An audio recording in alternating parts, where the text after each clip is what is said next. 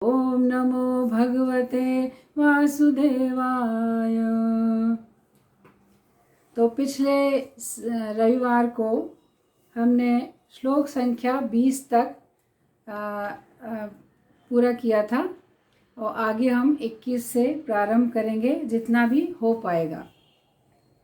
तो ये सब प्रारंभ करने के पहले पिछला जो हमारा श्लोक था उस पर थोड़ा प्रकाश डालते हुए कि पिछला जो श्लोक था उसमें हमने क्या सुना था कि उसमें विजय के संकेत जो हैं दर्शाए गए हैं। पांडवों की विजय के जो विजय सूचक जो चिन्ह हैं उसमें बताए गए हैं। तो सबसे महत्वपूर्ण क्या था उसमें कि उनकी जो रथ पर ध्वजा है उसके लिए क्या कहा गया है, कपी ध्वज, यानी उनकी जो पताका है रथ पर, उस पताका में कौन है, हनुमान जी अंकित हैं। और प्रभुपाद तात्पर्य में लिखते हैं कि हनुमान जी जब भगवान राम अवतार में प्रकट हुए थे इस धरती पर, तो हनुमान जी ने राम और रावण का जो युद्ध हुआ था उसमें मदद की थी। और यहाँ पर भी हनुमान जी इस कृष्ण लीला में भी हनुमान जी कहाँ पर, ध्वजा में अंकित हैं। और ध्वजा में अंकित होकर क्या कर रहे हैं, वो भगवान की सेवा कर रहे हैं। और हनुमान जी क्या करते हैं, जोर जोर से, जैसे हुंकार भरना और जोर से किलकारी करना, तो उनकी जो ऐसी जोर से जो उद्घोष करते हैं उससे जो विपक्षी जो सेना है वो भयभीत होती है, उनका उत्साह जो है कम होता है। तो यहाँ इस तरह से हनुमान जी सेवा कर रहे हैं। तो अगला जो श्लोक है वो हम अगला श्लोक भी 21 और 22 श्लोक है। तो अब अगले श्लोक में वर्णन आ रहा है कि अर्जुन अब कह रहे हैं भगवान से। अर्जुन उवाच सेनयोरुभयोर्मध्ये रथं स्थापय मेच्युत यावदेना निरीक्षेऽहं योद्धुकामानवस्थितान् कैर्मया सह योद्धव्यम् अस्मिन् रणसमुद्यमे। तो यहाँ पर अर्जुन भगवान से कह रहे हैं कि हे अच्युत, कृपा करके मेरा रथ दोनों सेनाओं के बीच ले चलें, जिससे मैं यहाँ उपस्थित युद्ध की अभिलाषा रखने वालों को और शस्त्रों की इस महान परीक्षा में जिनसे मुझे संघर्ष करना है उन्हें देख सकूं। तो यहाँ पर अर्जुन भगवान से कह रहे हैं कि हे अच्युत। तो यहाँ जो अच्युत शब्द है वो बहुत ही विशिष्ट और बहुत ही महत्वपूर्ण है। अच्युत का मतलब है कि जो अपने पद से कभी गिरे नहीं, जिसका पद अक्षुण्ण बना रहे, जो अपने पद से च्युत नहीं हो, ऐसा व्यक्ति अच्युत कहलाता है। तो श्री कृष्ण के अलावा और कोई अच्युत हो नहीं सकता। यहाँ पर अर्थ क्या है कि भगवान से कह रहे हैं कि दोनों सेनाओं के बीच में आप मेरे रथ को ले चलें, हे अच्युत। और उसके बाद क्या कहते हैं कि मैं देखना चाहता हूँ कि शस्त्र, मतलब जो हथियार होते हैं, अस्त्र शस्त्र हैं, उनकी जो परीक्षा की घड़ी है, महान परीक्षा की घड़ी है कि किन किन शस्त्रों से कौन कौन किस तरह से युद्ध करता है और कौन विजयी होता है, ये परीक्षा की घड़ी है। तो इस परीक्षा की घड़ी में मुझे जिनसे संघर्ष करना है, अर्थात मुझे जिनके साथ युद्ध करना है, मैं उन्हें देखना चाहता हूँ कि मुझे किस किस के साथ युद्ध करना है। इसलिए आप क्या करें, दोनों सेनाओं के मध्य में मेरे रथ को आप ले चलिए। तो अर्जुन ने जो अच्युत शब्द भगवान से कहा है, तो अच्युत के बारे में यहाँ वर्णन आता है। पहला तो शब्द यही है कि जो अपने पद से कभी गिरे नहीं। यहाँ पर भगवान जो संपूर्ण सृष्टि, संपूर्ण ब्रह्मांड के स्वामी हैं, ऐसा जो स्वामी है, और स्वामी क्या कार्य कर रहा है, रथ का संचालन कर रहा है, रथ चालन कर रहा है।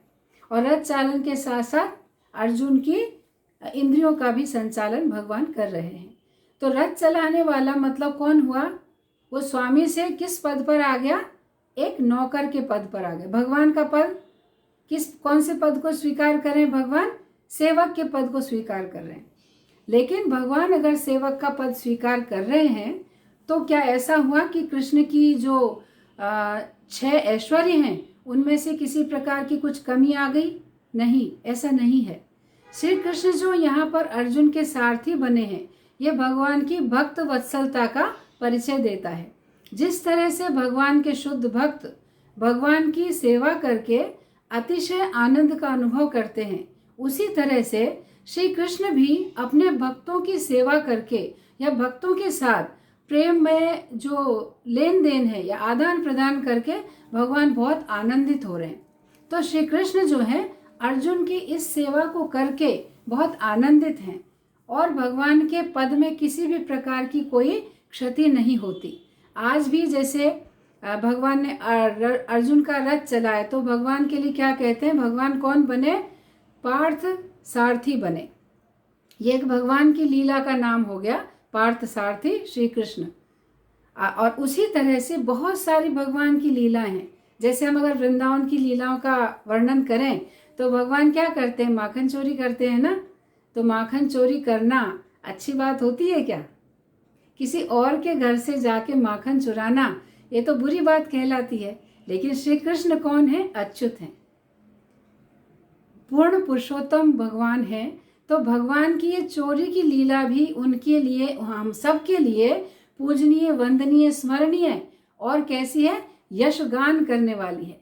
तो जो भगवान की ऐसी लीला है, जैसे भगवान ने वस्त्र हरण किया, भगवान चित चोर हैं, भगवान की ऐसी मनोहारी स्वरूप है, भगवान का ऐसा सुंदर दर्शन है, भगवान कैसे सुंदर भगवान है।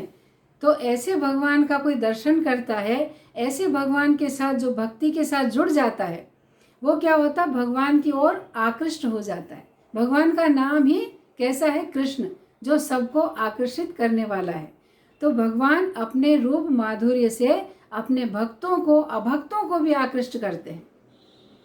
इवन जो जैसे चैतन्य महाप्रभु की लीलाओं में वर्णन आता है, श्री कृष्ण लीला में वर्णन आता है कि भगवान का आभूषण को चुराना चाहता है एक चोर और भगवान के पास जाता है, लेकिन भगवान से इतना मोहित हो जाता है, भगवान को देखकर आकृष्ट हो जाता है। ये श्री कृष्ण की ऐसी महिमा है। तो भगवान चोरी करते हैं, वस्त्रहरण करते हैं, चित चोर हैं, मनोहर है, मन को हरने वाले हैं। तो भगवान की हर लीला जो है, हर लीला भगवान की माधुरी लीला और वंदनीय है, स्मरणीय है। और भगवान की लीलाओं का स्मरण करके जीव अपने आप को इस भव बंधन से मुक्त कर लेता है। तो भगवान किसी भी परिस्थिति में अच्युत रहते हैं, च्युत नहीं होते। ऐसे ही भगवान की एक लीला का वर्णन आता है, जब भगवान जरासंध के साथ युद्ध करते हैं और 17 बार जरासंध जो है पराजित होता है। और इस बार जब जरासंध आता है तो भगवान क्या करते हैं, भगवान सोचते हैं कि बिना वजह सेना मारी जाएगी, तो भगवान वहाँ से भाग जाते हैं। भगवान और बलराम जी दोनों भाग जाते हैं युद्ध छोड़कर। तो युद्ध से पीठ दिखाना तो कायरों का काम है। यहाँ पर भगवान अर्जुन से क्या कह रहे हैं, आगे कहेंगे, अभी तो उस पॉइंट पर हम पहुँचे नहीं हैं। लेकिन भगवान क्या कहते हैं अर्जुन से कि अगर तुम युद्ध से भागोगे तो लोग तुम्हें कायर कहेंगे। देखिए, स्वयं कृष्ण कह रहे हैं ये चीज़ कि अगर तुम युद्ध से भागोगे तो लोग तुम्हें कायर कहेंगे। लेकिन भगवान जब स्वयं भागते हैं तो भगवान को किसी ने कायर नहीं कहा। और भगवान रणछोड़ राय के नाम से प्रसिद्ध हैं, उनका मंदिर है द्वारिका में। और रणछोड़ राय की लीलाओं का सब जगह गुणगान और कीर्तन होता है। हर व्यक्ति आनंद के साथ उनका श्रवण करता है। ये जीव में और भगवान में भेद है। जीव अगर चोरी करे तो उसके लिए कारागृह तैयार है और साथ में दंड भी तैयार है ना। लेकिन भगवान अगर ऐसी लीलाएं करते हैं, भगवान के कार्य लीला कहलाता है। हमारे कार्य तो कर्म और कृत्य कहलाते हैं और उनका हमें परिणाम भोगना पड़ता है। लेकिन श्री कृष्ण क्योंकि त्रिगुणातीत हैं, तीनों गुणों से परे हैं, तो भगवान पर किसी भी प्रकार का कर्म बंधन नहीं है। भगवान की हर लीला जो है अच्युत है और दिव्य है, शाश्वत लीलाएं भगवान की।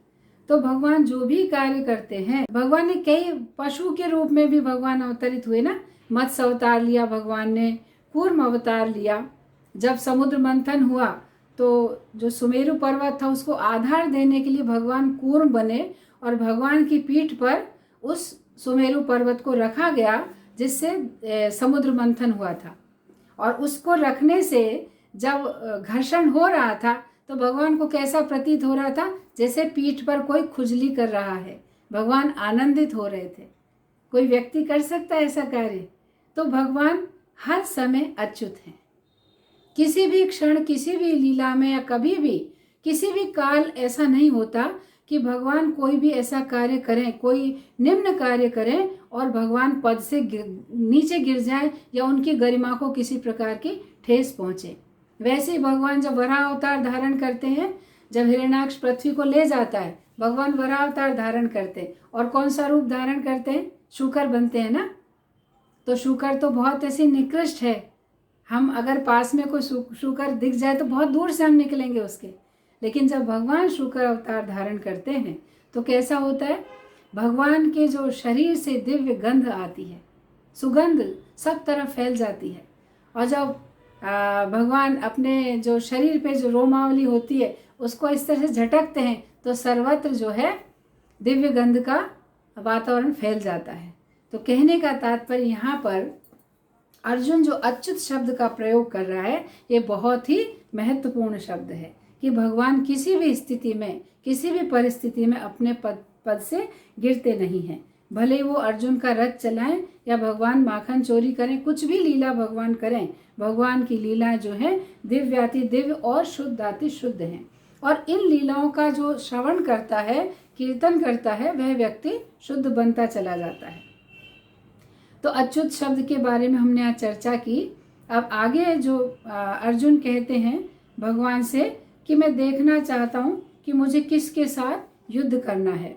जो युद्ध की इच्छा से एकत्रित हुए हैं, बहुत सारे योद्धा है ना, 18 अक्षौहिणी सेना एकत्रित है, 7 पांडवों की और 11 अक्षौहिणी कौरवों की सेना जो वहाँ पर उपस्थित है। तो इस तरह से अर्जुन जो है भगवान को अच्युत शब्द से संबोधित करता है और वो देखना चाहता है कि मुझे किसके साथ संघर्ष करना है। जब तक वो देखता नहीं है तो बहुत उत्साह है उसमें युद्ध करने का, धनुष बाण सब लेके तैयार है कि मुझे युद्ध करना है और बिल्कुल उत्साही है। लेकिन जब वो सबको देखेगा तो उसकी क्या मनोदशा होती उसका अगले श्लोकों में हम वर्णन सुनेंगे। तो 23वां जो श्लोक है वो हम पढ़ेंगे। योस्मानान वेक्षेऽहं य एतेऽत्र समागतः धृतराष्ट्रस्य दुर्बुद्धे युद्धे प्रिय चिकीर्षव। मुझे उन लोगों को देखने दीजिए जो यहाँ पर धृतराष्ट्र के दुर्बुद्धि पुत्र दुर्योधन को प्रसन्न करने की इच्छा से लड़ने के लिए आए हुए हैं।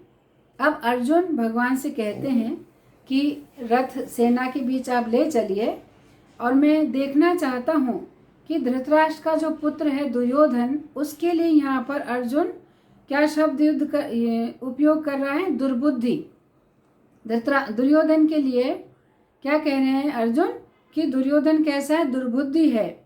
और ऐसे व्यक्ति को प्रसन्न करने की इच्छा से जो लोग लड़ने आए हैं मैं उनको देखना चाहता हूँ। तो यहाँ पर जो दुर्बुद्धि शब्द है, तो दुर्बुद्धि शब्द का यहाँ बताते हैं कि दुर्बुद्धि इसलिए है कि दुर्योधन की जो कुनीति है उसमें कौन मिला हुआ है? धृतराष्ट्र मिला हुआ है। धृतराष्ट्र की अनुमति के साथ यानी उसकी सहमति से सारा अन्याय या अत्याचार होने जा रहा है। तो दुर्योधन की दुर्बुद्धि के बारे में ऐसे वर्णन आता है कि दुर्योधन जो है प्रारंभ से ही दुर्बुद्धि है, क्योंकि वो पांडवों का जो राज्य है वो पिता और पुत्र दोनों ही हड़पना चाहते हैं। कि जो धृतराष्ट्र है वो जानता है श्री कृष्ण भगवान हैं, विष्णु पितामह आचार्य हैं, गुरु द्रोण हैं, कृपाचार्य सारे आचार्य हैं और जो सलाह दे रहे हैं उसके हित में है। ये जानने के बावजूद भी क्या है, अपने पुत्र के मोह में बहुत ज़्यादा आसक्त है। तो जो मोहांध कहते हैं जिसको, जैसे काम क्रोध लोभ मोह मद मत्सरी, ये जो 6 शत्रु हैं, तो मोह जो है बहुत बड़ा शत्रु है। अगर हमें ज्ञान प्राप्त होने के बाद भी अगर हम ज्ञान का अनुशीलन नहीं करते हैं और मोह में आसक्त रहते हैं तो हम विनाश को प्राप्त होते हैं, जैसा कि महाभारत में यहाँ उदाहरण है। कि जो धृतराष्ट्र हैं वो जानते हैं श्री कृष्ण की महिमा को, ऐसा नहीं है। भीष्म पितामह, कृपाचार्य सबको जानते हैं, लेकिन उसके बावजूद भी दुर्योधन के प्रति बहुत ज़्यादा उसके जो भविष्य के लिए महत्वाकांक्षी हैं और बहुत ज़्यादा मोह में आसक्त हैं। इसलिए उसकी जो कुनीति है उसके प्रति वो असहमत नहीं हो पाते हैं। उसकी हर बात को वो स्वीकार करने पे अपने आप को विवश पाते हैं मोह की वजह से। तो इस तरह से अर्जुन कह रहे हैं कि जैसे दुर्योधन दुर्बुद्धि है, ऐसे दुर्बुद्धि व्यक्ति की को सहमत होकर कौन कौन लोग मुझसे युद्ध करने आ रहे हैं मैं देखना चाहता हूँ। और यहाँ प्रभुपाद तात्पर्य में क्या कह रहे हैं कि जिस किसी ने भी दुर्योधन का पक्ष स्वीकार किया है तो वो भी क्या है, वो भी दुर्बुद्धि है, या वो दुर्योधन का समान धर्म है, उसी धर्म का पालन करता है जिसका पालन दुर्योधन कर रहा है, अर्थात अनीति या कुनीति का पालन कर रहा है। दुर्योधन दुर्बुद्धि है, उसको सहयोग करने वाले भी उसी के समान धर्म वाले लोग हैं। तो ऐसे लोगों को मैं देखना चाहता हूँ।